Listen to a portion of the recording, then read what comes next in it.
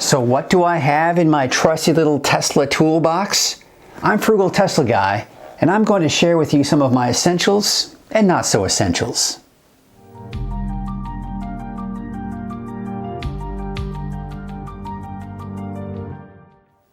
If you told me 5 years ago I'd be taking off the bumper of my Tesla Model 3 to install a tow hitch, or detaching panels in my car to get access to power sources, or just running a concealed wire, I wouldn't have believed you. Over the years, I've owned several trucks, but never really considered installing my own tow hitch. I'm sure trucks would be a lot easier than a Tesla, but don't quote me on that.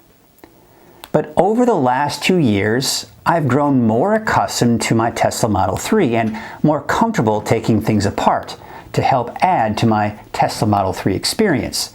Now, as I've made those improvements over the last 2 years, I have a few tools I already own that have been used on a regular basis, but have also purchased new tools to help make those projects easier.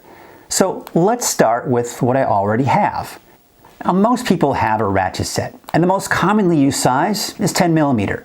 Now, there certainly have been a few times when I needed to switch sizes out, but the majority of the time I just keep that 10mm socket in place. A Torx Bit Set. Now, up until the time I've been working on my Tesla, I didn't really know the names of these bits. In my mind, they were just the star-shaped bits, but quickly learned the name as I started using them more often. Now, the sizes vary a little more, but as long as you have a complete set, you won't find yourself without the size you need. If you'll be working with any electrical wires, a good wire cutter and stripper is great to have. There were several wires I had to strip when installing the Tow Hitch electrical. Now, on that note, electric connectors, wire shrink tubing, and spare fuses will also be good to have on hand. If you plan on ordering a pre-cut center console wrap, then most likely the kit will come with the necessary tools. However, if you plan on doing it on your own like I did, you'll need a good razor blade and an application toolkit. A flathead screwdriver. Not that there are many flathead screws, but there are a lot of clips that need to be removed. And I found that a flathead screwdriver is the easiest to at least get started. Now, this leads me into the first set of tools I purchased for my car, an auto trim removal set. Now, these are some of the most common tools you've probably seen when watching people remove anything from their car. It's a safe way to really get in without scratching the paint. Now, as I mentioned earlier, a flathead screwdriver is the easiest way to start the clips. But then the auto trim removal tool makes it much easier to completely remove the clip. A flexible screwdriver is a tool that's needed to remove a screw when taking out the panel to swap out the cabin air filter. But it also came in handy for a screw that needs to be removed when taking off the bumper.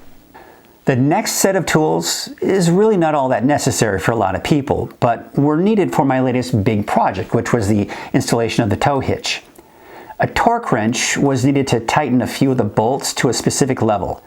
However, I'm glad I have it now because I think it's just a good tool to have in general. The car ramp set to lift the car 6 inches wasn't really 100% necessary, but it would have been very difficult to get under the car like I needed to at one point to remove the rear bottom plate. It also brought the workspace up a little higher, making it easier for the overall job. Now, the chances of me using these again are slim, but you never know. One tool that I've been looking into getting is a battery-powered ratchet wrench. I've survived up until this point, but it would just make removing the nuts and bolts, and then of course putting them back on again, a lot easier, and not to mention faster. I actually watched Larry Lee, who installed my auto frunk and trunk, and was really impressed with how it sped up the process. Now, there may be a few that I'm missing simply because I may find I need a new tool for a future project, but that's what I have in my toolbox for now. I'll add the list of the tools I mentioned in the description below and links on where you can get some of those tools. Now, some of them may be just a place for you to at least start a search for a particular tool you might be looking for.